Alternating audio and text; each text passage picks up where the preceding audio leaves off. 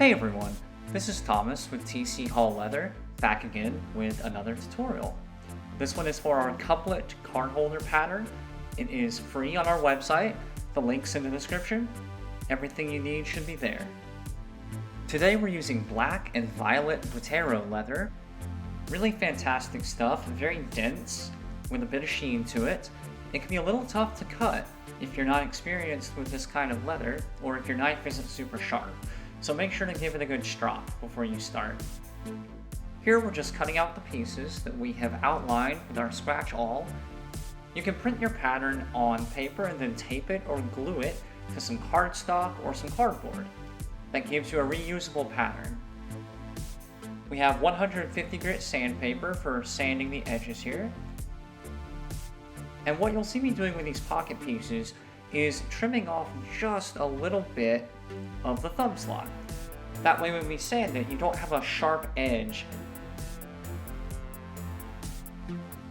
Our next step is going to be creasing our pockets.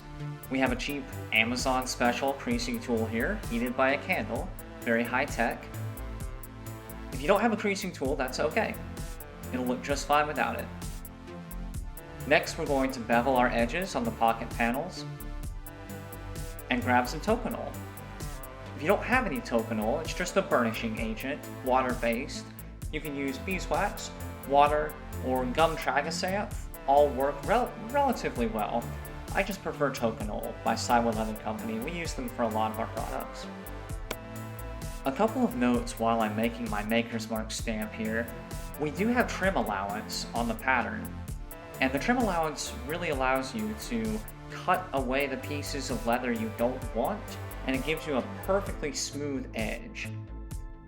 So what we're doing here is marking out on the back of our pocket panels where the glue is going to go. We line up the pocket panels and use a scratch awl to get the best alignment possible.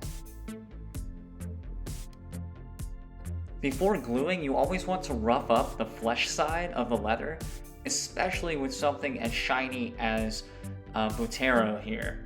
This is a roughing tool that's going to help us out with that. If you don't rough up your flesh side, the smooth side of the leather, that glue is going to come right off, and it's going to be really unfortunate. Here's our leather glue. It's water-based from, again, Saiwa Leather Company. It has a really good set time that allows you to work with the leather, but not so long that you need to use a hairdryer.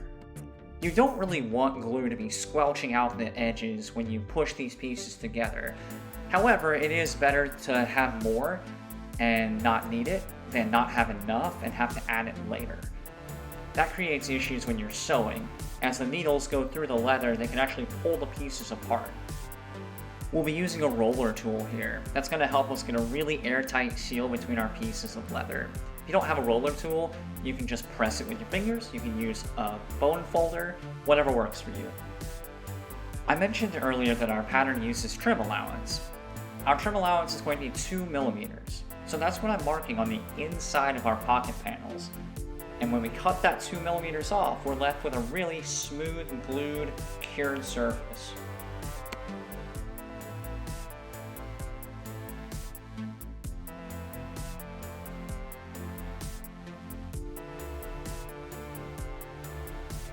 We use the slanted pricking irons from Rocky Mountain Leather Company. They're 3.85 millimeters. This is the 9-tooth version. We also have a 2-tooth that lets us work around corners. Anytime you make holes in leather for stitching, you want to seal up those holes a little bit with a bone folder or a hammer to make sure that they stay as tight as possible for as long as possible. Here's our Vinimo MBT thread. This is number 5. It's 0.6 millimeters black. And I did use some beeswax on it. It helps to slide through the leather and not kill your fingers. Double check to make sure that both sides of your thread are equal, then you can start stitching. I always do at least one back stitch when I start and when I finish, but that's up to you. When we get to the overlap of the pocket pieces, we're going to make another back stitch just for reinforcement. We snip off the thread on both sides, and we're using a thread zap to melt that polyester and pound it flat. Have to excuse my dog rolling around in the background. Here we bevel our edges.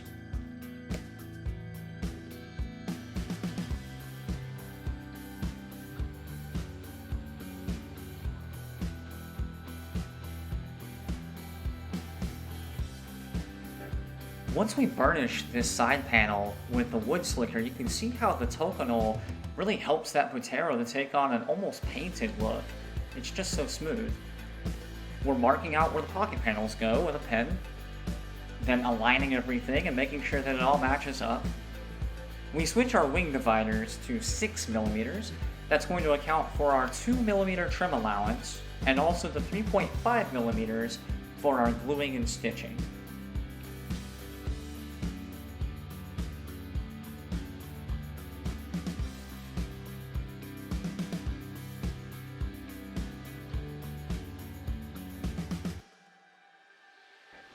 Sometimes when you cut these oversized pieces with the trim allowance, you don't cut every edge perfectly, and that's okay, because we have the trim allowance.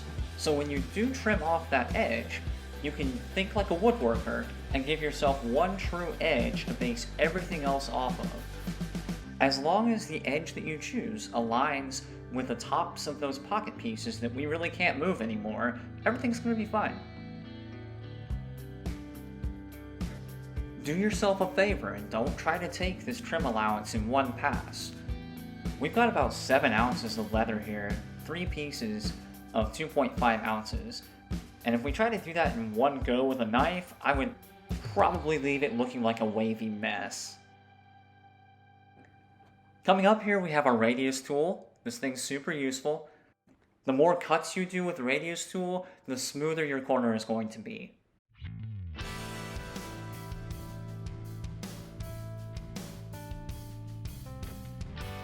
We're sanding this down with 150 grit sandpaper. Then we're going to use our wing divider at 3.5mm, just like we said earlier. And the most important thing to remember here is to align your stitches on the line. As long as all of your stitches fall on the line, they'll be straight. When you get to a pocket panel or 2 pieces that overlap, you might find yourself with a little extra space. You can fudge it if you need to, by moving your pricking irons forwards or backwards in the holes you've already made. My rule of thumb for the amount of thread that I need is roughly 4 to 4.5 times the overall length of my stitch line. If you have super thick leather, you might need more than that, but 4.5 times is a good starting place.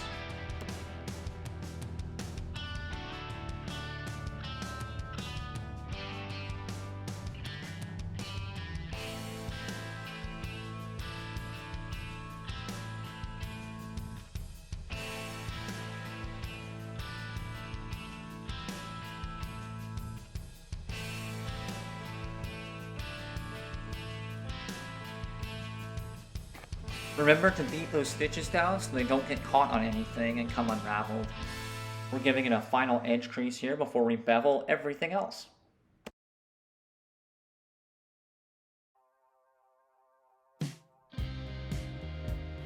We'll apply some Tokonole, give it a good rub with the wood slicker, sand it down with a higher grit sandpaper. Remember to go from coarse to fine with your sandpaper, regardless of what grit you use.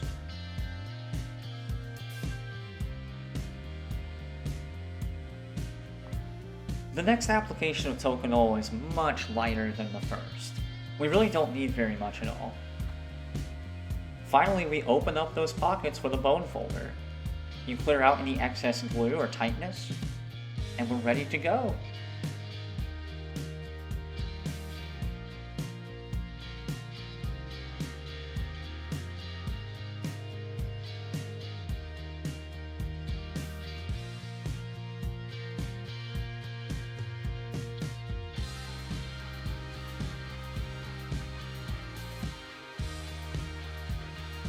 I really hope that you enjoyed this free pattern and tutorial. We have lots of other patterns on our site, as well as all of our products, custom and ready to ship. Please let us know if there's anything we can do to help. Or if you have any questions about this pattern or others that we make, or if you just want to say hi, you can hit us up on Instagram, in the comments, on Facebook, or anywhere else. Thanks, everyone.